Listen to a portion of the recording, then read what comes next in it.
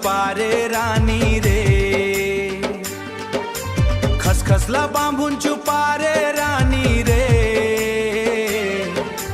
खसखसला बांधे ते जबर खुपा रे, जबर खुपा रे जहू पारे, जबर खुपा रे जबर खुपा रे।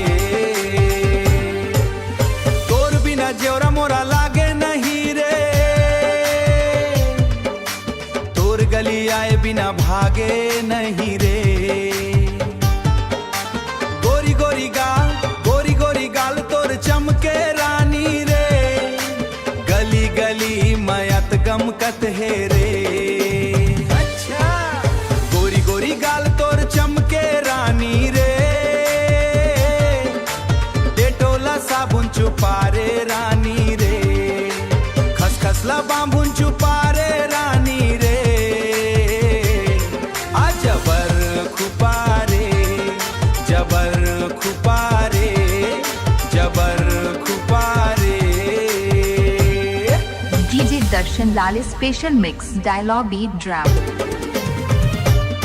तै तो मंतर मार दे रे रानी,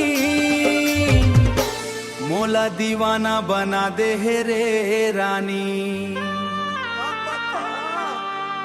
लाल लाल साड़ी तोर जचत है रे, देख के तोला धड़कते है रे, देख के तोला जियौरा धड़कते है रे।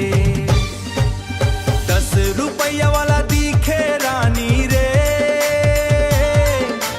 डेटोला साबुन छुपा रे रानी रे, खसखसला बांबून छुपा रे रानी रे,